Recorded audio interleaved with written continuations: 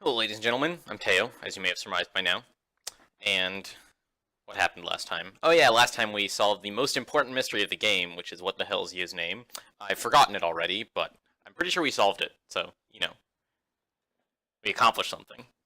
We headed into the Lemurian ruins. Listen, I don't think now is the time for this. Be quiet. Even if you don't like it, it's still my name, so... It's the name my mom gave me. So you have to believe me. You stood in front of a door at the edge of the room. This is the room for operators to run the theme park. This room is used to adjust the lighting, the air conditioning, observation cameras, and other stuff. This door is set up so the park visitors can't accidentally open it. Only registered staff can open it. You have to undergo a fingerprint and voice check to open it. So what? I'm a member of the staff, so of course I'm registered here. That means if I don't say my proper name, the door won't open. So if the name I just told you is a lie, then it won't open the door. Get it? I mean, not necessarily, right? Like, if you lie when you're registering your name in whatever system they use to authorize, or to, run the door authorization, then obviously that's the name that it's going to check you on, right? I don't see how this is proof of anything. First of all, I don't see why we're skeptical. There's no compelling reason for her to lie about her name. And B, I don't see how her proof proves anything, because, you could just be lying about this, too. Get it? Yeah, I got it. Seeing is believing, right? Let me show you. You ready? Watch closely. You put her hand on the panel next to the door. The panel had a lamp that was shining red. Yubise Aki Kana Tanaka. Beep. Responding to her voice, the lamp turned green and then... Whirr. The door opened. Now, I'm not going to say that exchange is entirely meaningless. It's very possible that there are, useful things inside the staff room. But for the explicit purposes of the exchange, it feels kind of meaningless to me. So, believe me now? Yeah? With that, I thought I had to believe her. Wait, really? You're dumb. We returned back to the control room. No, go into the staff room. That whole time, Yu's name kept churning through my mind. Yubise Akikana. Akikana. Aki. The truth was a lie. Wow, that's deep. I don't know how to react to that. The lie was true. My mind was confused with what might be true and what false.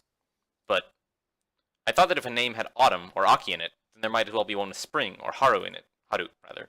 Gradually, I became convinced that this could be right. When we got back to the control room, we decided to review escape routes.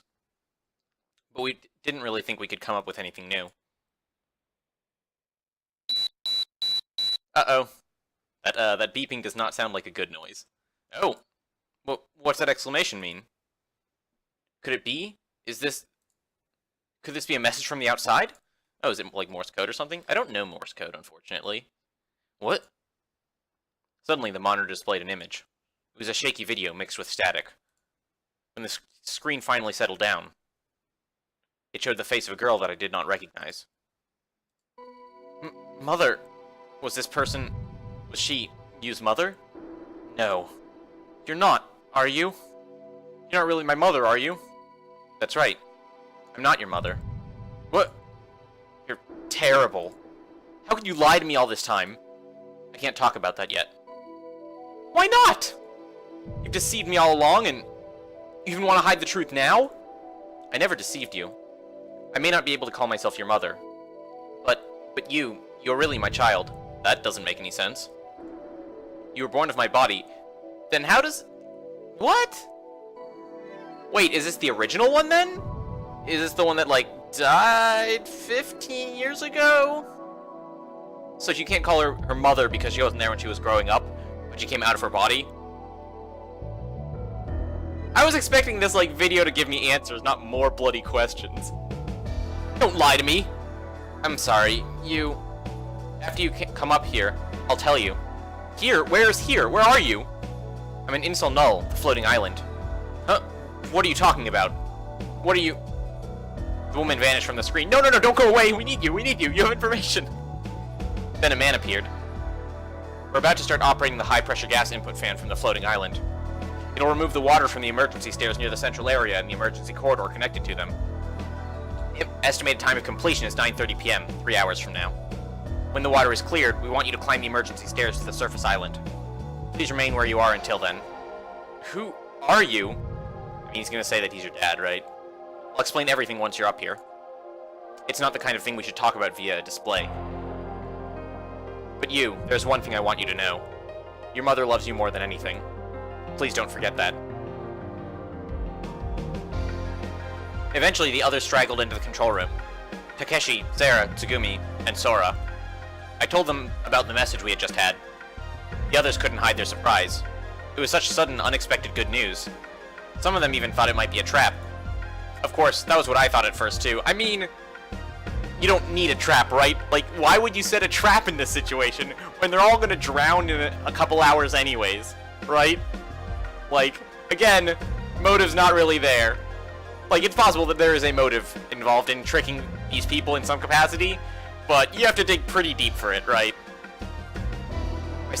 My skeptical mind wanted to ask, why now? We felt like a trick might still be being played on us, but we had no other choice but to go along with it. There were only a few hours left until Limu imploded. There were no other options left for us.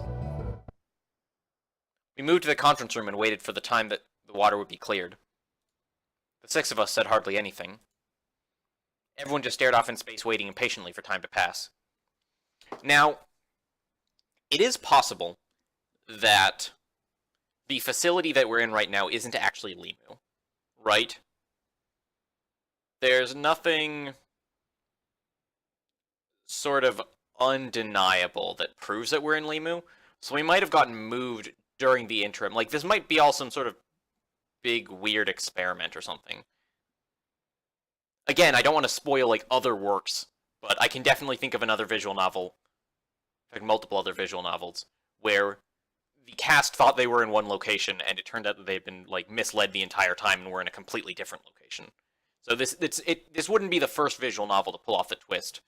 Although, actually, I don't know if the other ones I'm thinking of came out chronologically before or after Ever17. But, in any case, it wouldn't be the first work ever written to pull off that twist, right? So, it seems entirely possible that this could all be an elaborate setup. Again, I don't have any idea what ends that would serve, but it is a possibility that I don't want to ignore. Like, and then that would put the messages we just got in pretty stark context, right? Because, like, if this is all some big experiment and we're not actually about to drown, then it makes sense that they would contact us now that, like, the I don't know, allotted time for the experiment is up. And it being an experiment even makes sense along the axis that, like, they have something to experiment on, right? Presumably, this weird deja vu time travel third eye nonsense that Tsugumi and the kid are experiencing is the kind of thing that scientists might be invested in investigating, right? So you have motive there, and you have ability, which, as we all know, are like the two prerequisites to commit a crime.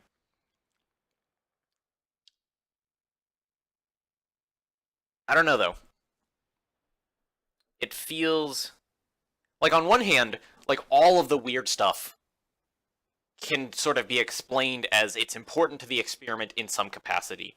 But at the same time, from sort of an analytical standpoint, if not a writing standpoint, that feels like a cop-out. Right? Like, even if that is the case, then I haven't really offered great reasons why that is the case. I just have offered reasons why it isn't not the case. Right? Like, even if it ends up being correct, it's not like I did some brilliant active deduction. I just came up with a theory and then haven't found anything to disprove it yet. It's the same thing as my time travel theory from earlier. Like, the game was pretty explicit about hinting at time travel, right? So even if I get time travel right and there is time travel, it's not because I'm a genius, right? Or I, like, read between the lines particularly cleverly. It's just, like, the game fed me the theory and I couldn't find any counter theories, so I decided to sit on it, and even if it ends up being right, like, I don't know, not anything to write home about. But I digress. You slumped back in a chair and stared blankly at the ceiling. She looked like a puppet with its strings cut. The room was tense with anticipation. I couldn't handle it and decided to. Is this important? I think I've gotten through all of the important choices in Yu's route. Like, I think I've gotten to the end of the flowchart, but, you know, just in case, we'll talk to you first. Hey, you? Hey, you! What? Did you just call me? Yeah? Would you mind leaving me alone right now? I don't really feel like talking about anything. I'm sorry, but there's something that I want to think through. I understand. Sorry to bug you. I figured that it must have been a real shock for her to find out that the lady had been pretending to be your mother. It looked like all of our guesses had been right on target.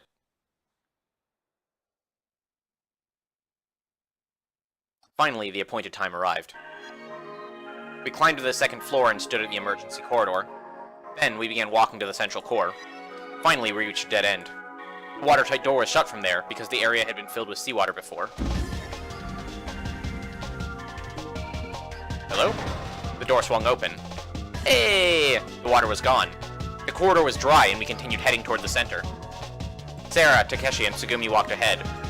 You, Sora, and I walked a few dozen meters behind them. Hey, we're going ahead. It seemed like Takeshi had already reached the emergency stairs. Sarah, Takeshi, and Tsugumi's disappeared up the stairs. But immediately after that... Please don't tell me that, like, the water's gonna come back.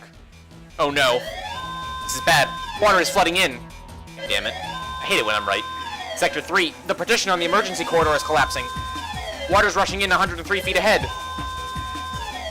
The sound of rushing water could be heard in the distance. Oh, dude, we get, animation. Oh, baby. Oh, it's reused. It's the one from earlier. I'm less excited now. It's no good. We won't make it. Go back now. The door leading to the emergency stairs was swallowed in water. You, what are you doing? Run, now! Okay. Now hang on. I grabbed Yu's hand and doubled back. We fled to the security office. Yu, Sora, and I were there. It looked like the flooding had subsided.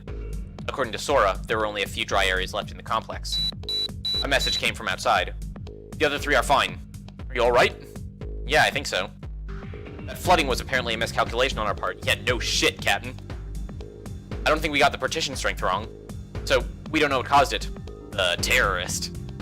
Yeah, I'm still not sold either way on the existence of a saboteur, which is probably a more apt description for our faceless antagonist. It might not even exist than terrorist, right? Like, terrorism and terrorist implies a very specific motive, whereas saboteur is just an action, right? Whereas a terrorist, their motive is to incite terror, whereas a saboteur is a person who sabotages. So it's like a broader definition, and it doesn't sort of pigeonhole our culprit into one motive. So I should probably switch to that naming convention now. But in any case, I'm still not convinced one way or the other as to the existence of a saboteur. Like, it feels likely, if only because of like the number of things that are going wrong. But again, there are all sorts of explanations, right? One is that we just have really shitty luck. One is that like it's all an experiment, which in that case there's sort of a saboteur and like the people running the experiment, but it's sort of different, right? Like, it's not sabotage if... I guess it might still be considered sabotage. Anyways, etymology is not necessarily the discussion I want to get into right now. So. What do you want us to do now? For now, you wait there. We'll come up with something soon. Can you use the high-pressure gas fan to get rid of the water again? Actually, no. The thing won't work, and we're not sure why. You're fucking kidding me. What? I'm having trouble hearing you. Static had broken up part of the message and I hadn't caught it. It looked like another crisis had struck. From the speaker on their side, we heard a lot of hurried noise and a rush of air. What is that real? Is that... like... Cal... Huh. So, assuming the lick is part of live lick... No, it isn't, right? Because live lick is CH at the end, not CK. What is something something lick, something something kel, something something... Lick, kel... Lick, click, nick... No, that nick doesn't have an L as a second letter. Click... Flick? I don't know. Flick, kel... Mackerel?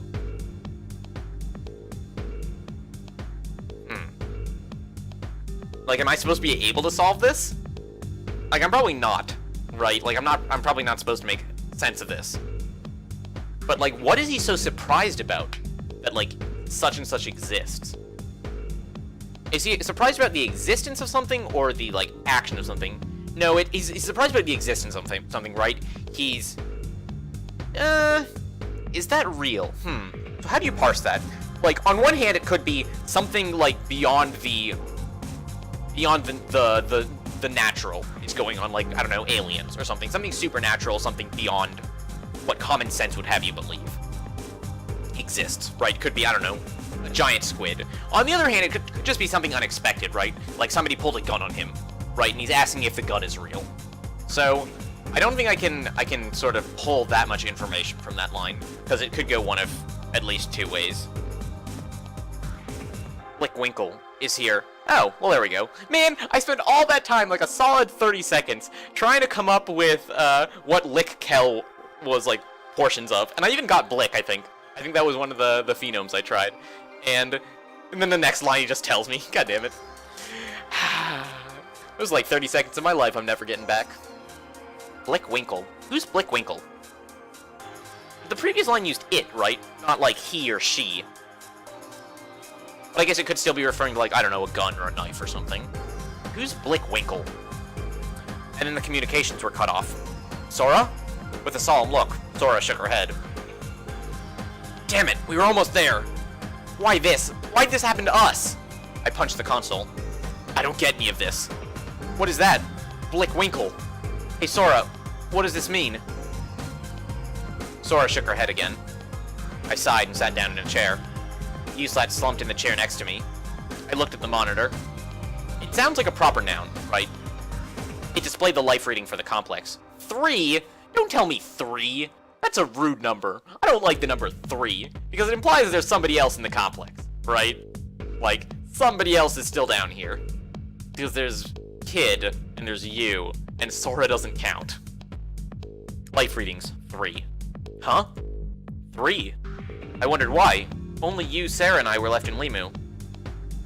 And Sora, the bioscan shouldn't pick her up. Ah, yeah, that's a typo. That should be Sora, not Sarah, I assume. What is this? Is this broken? What does this mean? Sora? I don't know. I know that something's happening, but I haven't been informed what. Informed? Interesting. That's an interesting word choice. I stood up from the chair. Just then, my elbow bumped an empty can on the table. Kablang! Clatter, clatter, clatter. The can fell to the floor and rolled to the wall. Is the floor? The floor is tilting. Hey, Sora, can you display the map of Limu? Something that has a cross-sectional display of the structure. Yes. A map of Limu appeared on the monitor. It's like I thought. Limu is slanting. The tilt of the complex didn't really mean anything. Thankfully, it didn't look like it was affecting our chances of survival. I mean, it's entirely possible that that's because your chances are very low. Like, that's not a high number, and even if the tilt isn't affecting the number, that's not the issue so much as the fact that the number is low in the first place. Hey, you, what do you think we should do now? You? You was completely spaced out. It didn't even look like my voice was reaching her brain. It seemed like the light from this world had been extinguished from her eyes. Daybreak. The date had changed to Sunday, May 7th. Since that time, we hadn't slept at all. I was starting to feel badly again. A headache, dizziness, nausea, and coldness felt like they were seeping from deep in the core of my body. I felt a dull, severe fatigue sweep over me. I was only half conscious. Exhaustion. I had reached my limit. But I tried to keep my energy from being sapped away. Surrounded by darkness and endless fear, we had fought our way this far, and there was no sign that things were going to get better.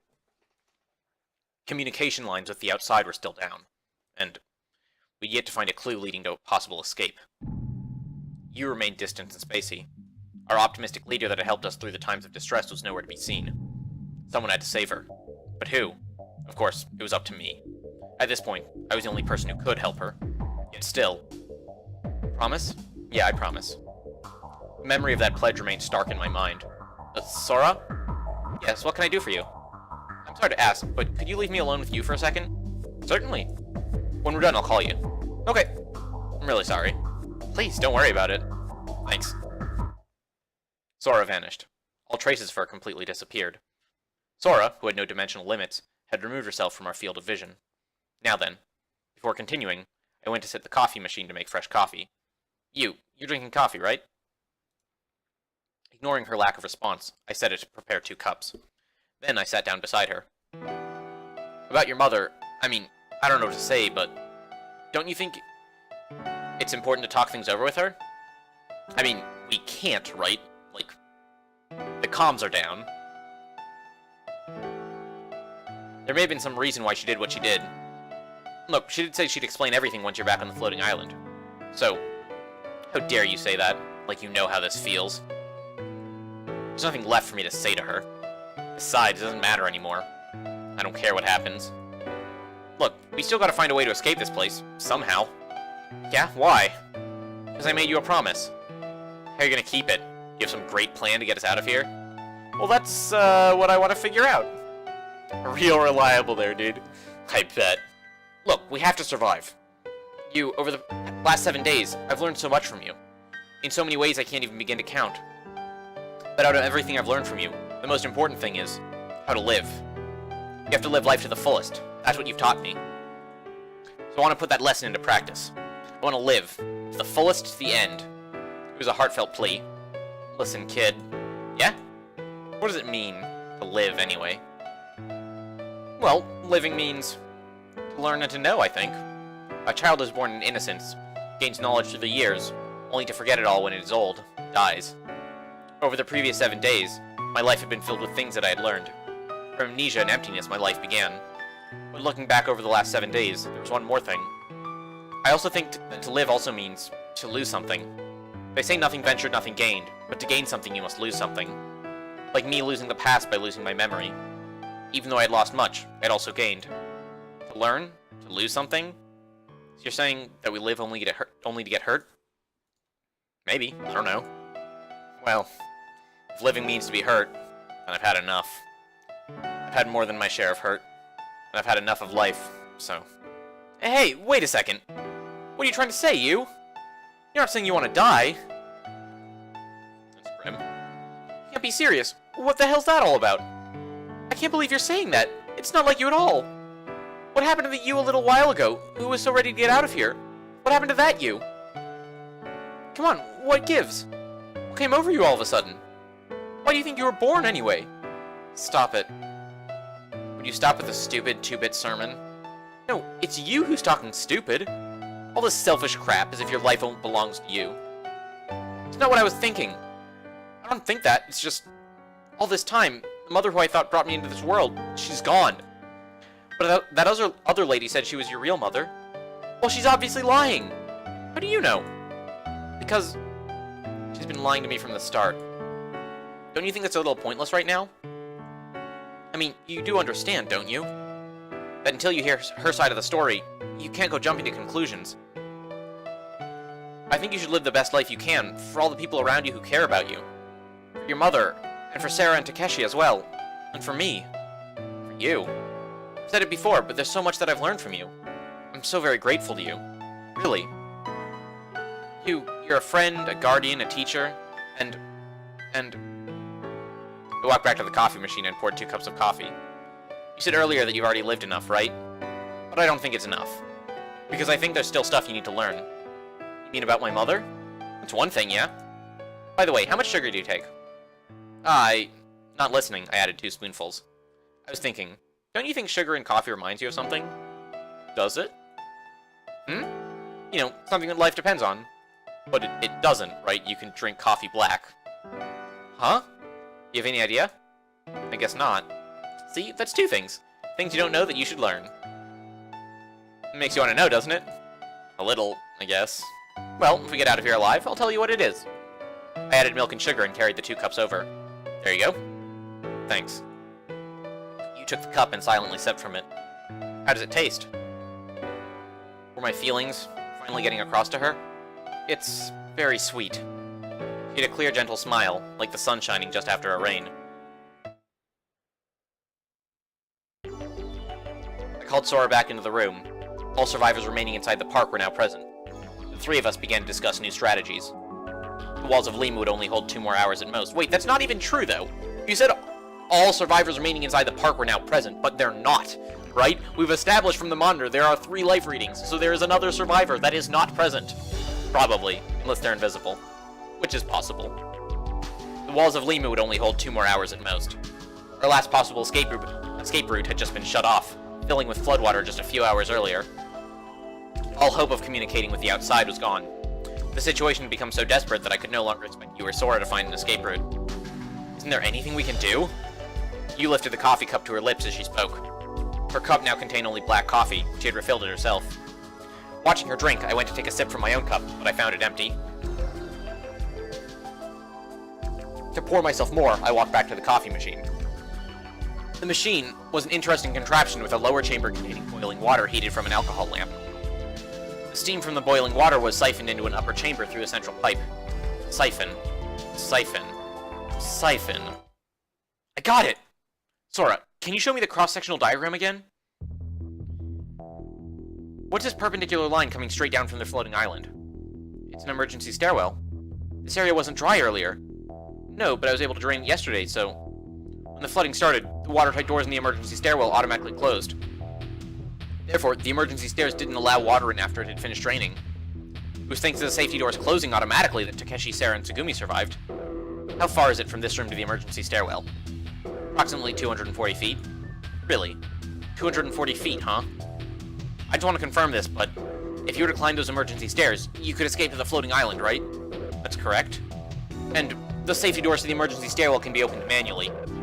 It is possible. Slow down, kid. What are you saying? What I'm saying is, to escape by going through the emergency stairwell, maybe. Here you go again, coming up with another stupid idea. Wait, what's stupid about it? Look right here. Can't you see the blue color here? So? That means a corridor leading to the emergency stairs is totally underwater. Yeah, I know that. Come on, you can't be serious. There's no way you're thinking about swimming there, are you? That's the first time I've ever heard you make a mistake. I wasn't gonna say that. There's no way I can swim 240 feet underwater. Well, how do you expect to reach the emergency stairs then? Wait, are we gonna, like, hijack the egg thing? What's the strategy? Oh no, he was getting all excited about a siphon, right? So, what are we siphoning with and where are we siphoning it to? First, let's call the emergency stairwell that connects to the floating island Staircase A. Then let's call the Sector 4 emergency stairwell here Staircase B. So wait, where is that? Oh, it's to the left, okay. And the emergency corridor connecting the Staircase A will be Corridor C. So Corridor C is the flooded one, okay? And the point is, we need to drain the water out of the corridor, right? Once that's done, we could just skip our way to Staircase A. You say that as if it's the easiest thing in the world, but there's no way we can do it if you ask me. We can do it. Yeah? How? First of all, there isn't anywhere to drain the floodwater in Corridor C. But there is a place. The dry area in Sector 4. You really that dumb? Water only flows from high to low with the help of gravity. This is the 3rd time you've made me say that. I know. So why you keep up this stupid argument? What, are you thinking about scooping out all that water with a bucket? Not scooping it out, just the opposite. Scooping it in? Huh? We're gonna release the floodwater from Sector 8. Wait, where's Sector 8? Okay, so Sector 8 is to the right here. So if you release that... Oh, I see, wait. So that sort of pushes the water out of Sector C into emergency stair B. But if my, like, understanding of fluid dynamics is correct, which, like, is not a safe assumption to make in the slightest, then, like, so the water gets pushed, like, up into the left, right? But eventually... Nope, I don't want to think about it. Physics is hard. I'm just gonna assume that however they solve it, it works. Kid, can I ask you one simple little question? Sure. Wouldn't doing that put the security office and the entire surrounding area completely underwater? That's right. I should have noticed the warning signs. It's okay. They're there, kid. There's nothing to worry about now. Everything's gonna be okay. I'll take care of you. You'll be a good little boy. You started patting my head. I snapped with anger. Alright then, I'll prove it to you. I dashed out and ran to the warehouse. I found a bucket and a clear plastic hose, and drilled a hole in the bucket. Sticking the hose into the hole, I used duct tape to wrap and seal it. I then hunted up 2 more buckets. With the goods in hand, I returned to the security office. Oh, what's that? It's something I threw together to test my idea. I don't get it. What does that thing have to do with what we're talking about? Listen, first, this bucket up here, the one with the hose stuck in it, it represents Sector 8 where we are, okay? Next, the hose part that's filled with water represents Corridor C leading to Staircase A. Finally, the bucket set down low represents the 4th block and the 3rd floor, and the empty hose part hanging down to it is Staircase B. Just to let you know, the bent hose part represents the connecting to the corridor joining up Corridor C with Staircase B, okay? Okay. I got you so far. So then what? Before I show you, I want to make sure of one thing. If we drain the water filling the hose here, we can move safely to the emergency stairs, right? Yeah, I guess. Alright, let the draining begin. Remember what I said earlier? I think you said we're going to release the flood water from Sector 8, right? So let's release it. Next, I began to pour water into the top bucket from the 2nd bucket, which I had filled with water from the corridor. Glug, glug, glug. In no time at all, the top bucket was full. Next, the water from the top bucket flowed down the hose, pushing the air out of the hose and flowing into the lower bucket. Before long, all the water was drained. Wait, is that how that works?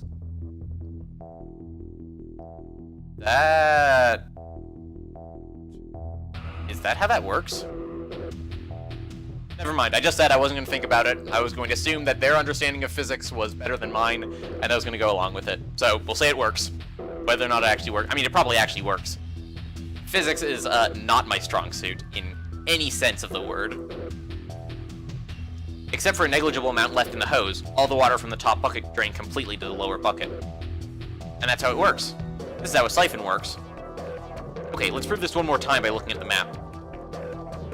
The walls of Staircase A, Staircase B, Corridor C, and the area in Sector 4 are all intact without cracks or damage. So we can assume that all those areas are protected from outside seawater. Isn't that right, Sora? Yes? What will happen if we simultaneously open all the watertight doors in the submerged area in Sector 8 of Zeit Stock? This room without any cracks or damage. So an enormous amount of water is going to flow into Corridor C? And then, what next? The water accumulated in Corridor C will drain into the dry area in Sector 4? And then what'll happen? Probably something like your experiment just now. All the water in Corridor C, as well as Sector 8, will flow into Sector 4, I guess. Yep, that's the plan. But do you really think it'll work? A hell of a lot better than nothing. I mean, he makes a compelling argument. I'm pretty sure it'll work.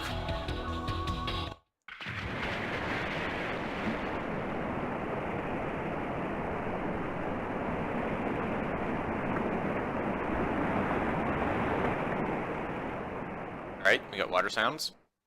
And then, you ready to go? Hey, it worked! Go team! Sure? According to the color-coded map on the monitor, Zeit Stock Sector 8 and Corridor C had changed to green. The color green meant it was a dry area, meaning the drainage had worked perfectly. There's very little time left before the estimated implosion time.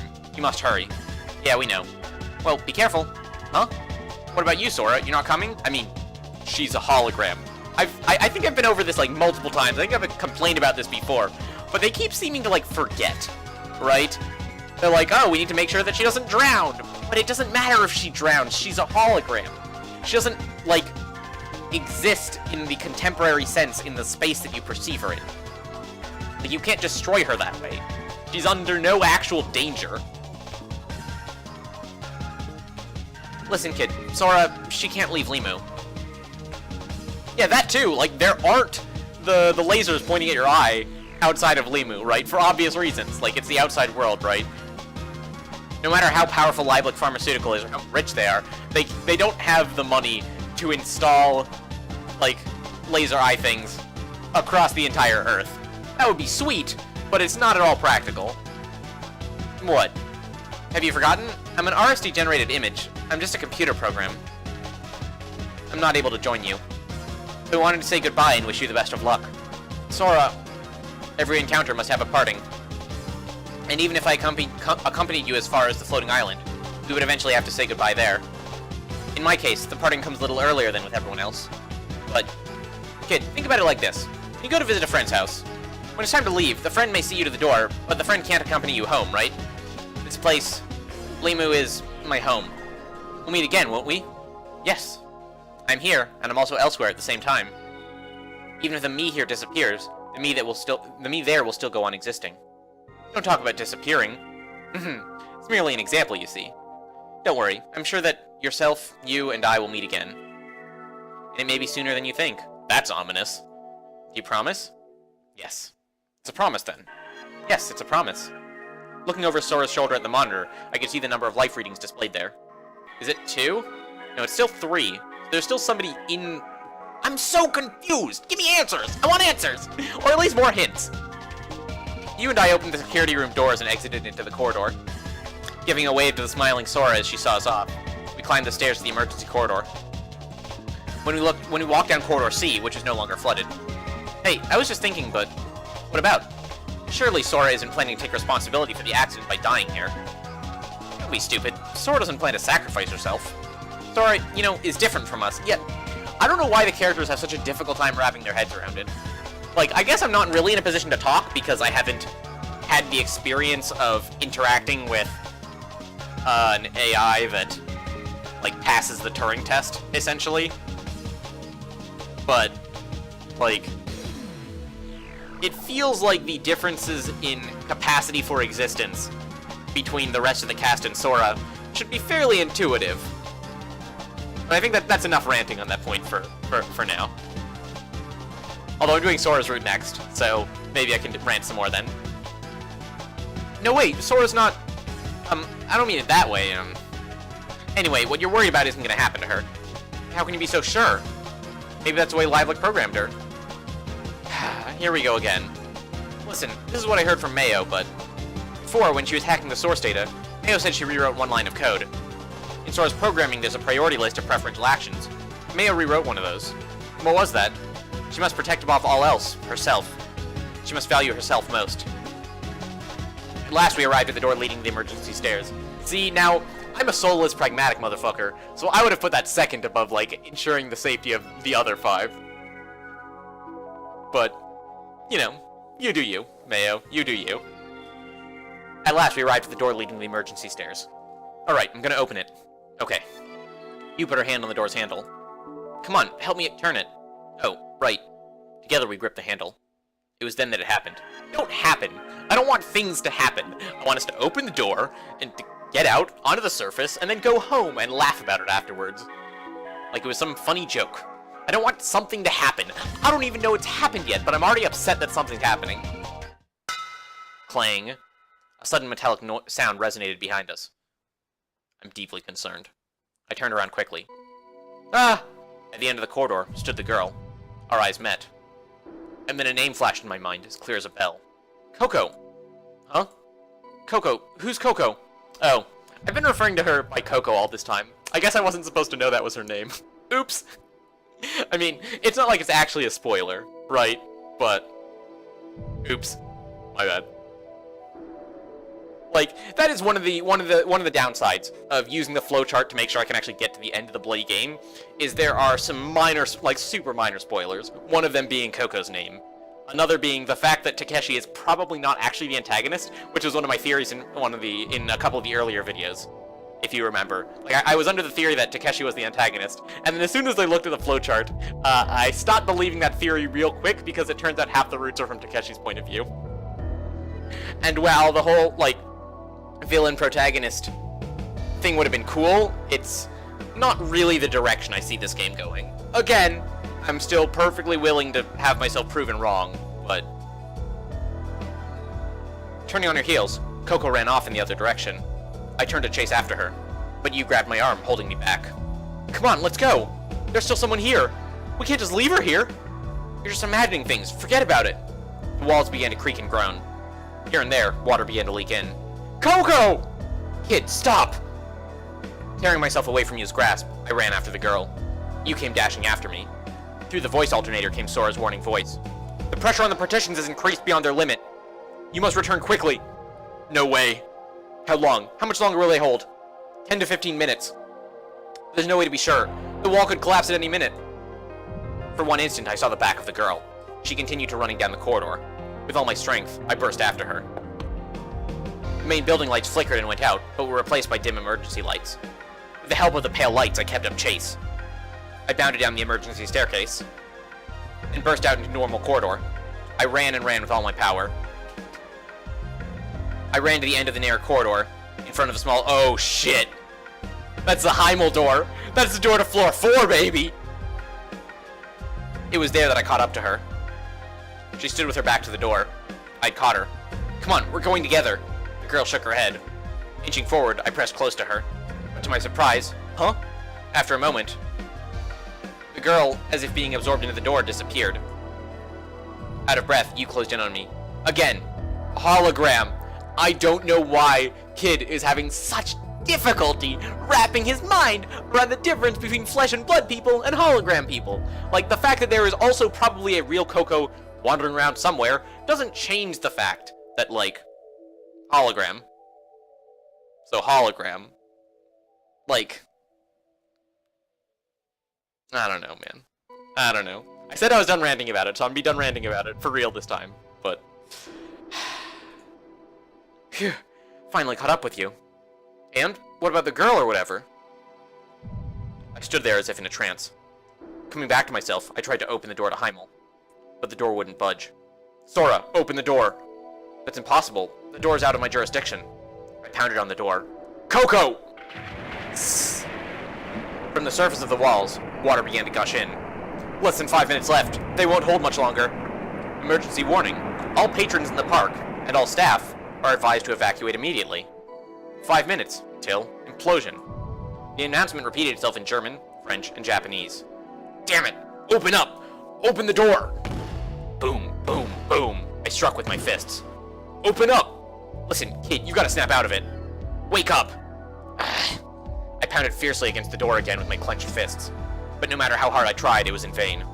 Is she just my imagination? Hologram! If I keep this up, what's gonna happen to you?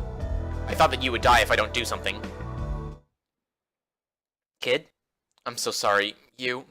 I strained to speak, squeezing out my words. Okay, let's go! I reached my hand out to you. Phew, finally. You gave my hand a squeeze back. Man, that's rough. Like, the fact that he has to basically come to terms in a couple seconds with the fact that he's just leaving someone to die. Like, I mean, granted from my perspective, the person that he's leaving to die is probably a hologram. But, like, from his perspective, he doesn't seem to have made that connection yet. Man, it's gotta be rough. One last time, I looked back at the door, and then turned and ran with all my might. We sprinted as hard as our legs would carry us. Splashing through the water as it gushed like a waterfall, I ran with everything I had, Yu's hand gripped tightly in mine. 3 minutes, until implosion. Bounding up the emergency stairs, we reached the white stalk. We ran hard down the emergency corridor. 2 minutes, until implosion. We applied our strength together and pushed open the emergency stairwell door. Closing the door tightly, we then headed up the long set of stairs. 1 minute, until implosion. In the distance, the sign read Erst Boden, first floor, just 50 more feet. 30 seconds. 20 seconds. 10. 9. 8. 7. We ran toward the final door. Clink, clank, clink, clank. The door wouldn't open. 6. 5. 4. 3. 2. 1. A groan. The darkness was pierced by a ferocious sound, like the roar of a dragon. Or possibly, the last agonizing cry before death.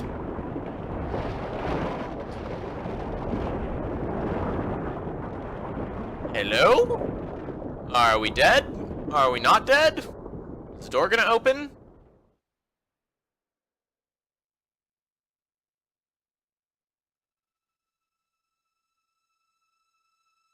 And also, who's this Blick guy? On the floating island. The morning sun stained the sky, land, and ocean. It was the first thing we had laid eyes on in the blue sky and bright sunlight in 7 days. Okay, so it looks like my pseudo-theory earlier about, like, them being moved to a different location was not actually true. It looks like they are actually in Lemu. So, I guess we have that going for us, which is information, if nothing else. It was the first time we had laid eyes on the blue sky and bright sunlight in 7 days. In the distance, Sarah and Takeshi played together. It appeared as if they were pretending to sword fight with a couple of sticks. Apparently, Takeshi had been routed by Sarah's sword. I gazed dreamily at the two as they played. Tsugumi was nowhere to be seen. After the escape, she had disappeared. And as for you? She sat beside me, gazing at the morning sun. Her eyes misted with tears. It was our first time to see the sun in 7 days. Long shadows, from her figure and mine, cast at length behind us. Yes, we had successfully escaped from that water-entrenched labyrinth. I kept my promise, don't you think? I turned and asked you. Well, the first one at least. You kept your gaze on the rising sun as she answered. The first one, to protect her. And the second? The thing that reminds you about life, sugar and coffee. Ah, that. Man, if the punchline here is he was just making up bullshit, I'm gonna laugh my ass off. The thing that life depends on, didn't you say? Uh-huh. You promised to tell me. Okay, in that case let me ask you. What are some things on which life depends?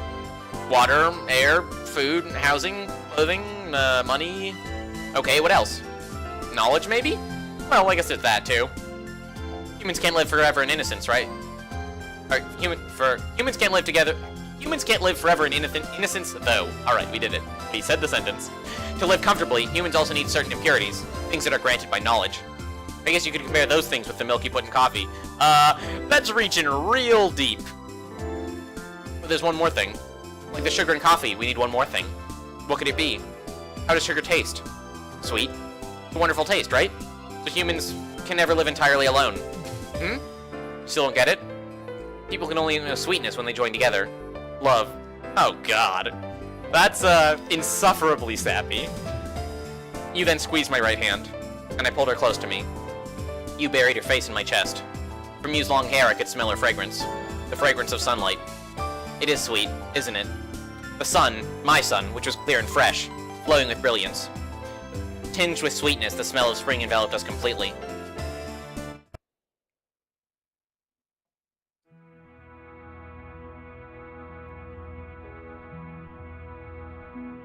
So wait, is this credits or is this, like, mysteries?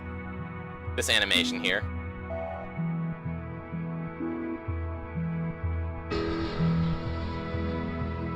Feels like credits. That's sort of the vibe I'm getting from the music. It feels like resolution-y, rather than, like, build up to something dramatic. But, you never know. At any minute, they might flash something on the screen that, like, blows my mind. I don't know what it is, or what it could be, but it is certainly possible that they are about to mess with me real hard. So, I'm gonna get some water while I sit back and enjoy this. God damn it!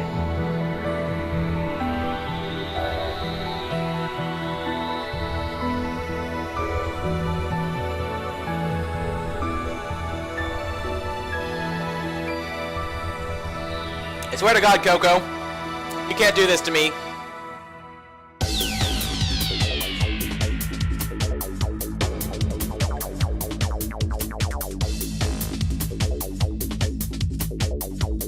Well, ladies and gentlemen, it looks like we have completed our first route in Ever17. I don't know what to think of it. I'm not gonna lie, I'm feeling a little bit cheated that, like, the mom and the guy... Also, this is really loud, Jesus. I'm gonna take the volume here. I'm feeling a little bit cheated that the mom and the guy were like, when you get to the surface, we'll explain everything, and then, they didn't explain everything. Like, not even a little bit. They haven't explained anything. They didn't tell me anything. I feel very cheated. I mean, it's entirely conceivable as a post-credit scene that explains everything.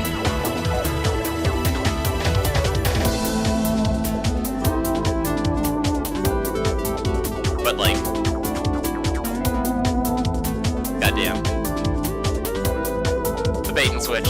They're like, when you get to the surface, all will be made clear, and then all was not made clear. I feel like I'm controlled.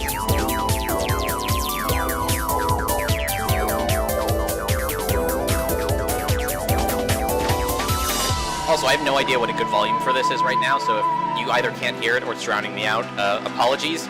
I'll, I guess, go back and figure out a good point for the next time the credits roll. But, like, there's not much I can do right now. I was not expecting the audio mixing to go to shit.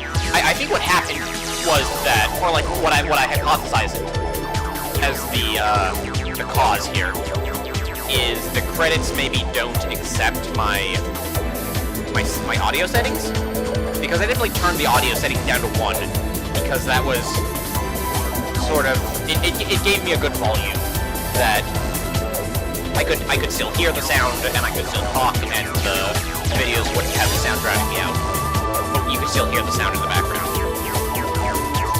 So it's possible that credits for some reason reset it to the default sound level, which is like 4 out of 4, whereas I had the sound set at a 1 out of 4.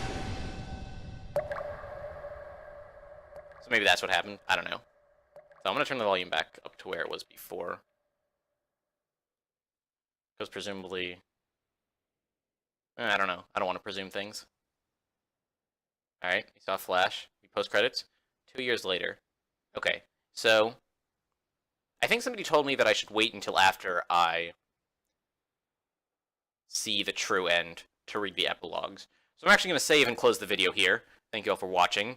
And if I find out that this is, in fact, either not the epilogue, or that I was misled and should, in fact, read the epilogues immediately, then I will lead off the next video with this. Otherwise, I'll save this for the end, and then the next video we will start up on Sora's route, and get to find out more things about our favorite hologram lady. And also see what the story looks like from Takeshi's point of view. So, let's look forward to that, and I'll catch you all tomorrow. Peace.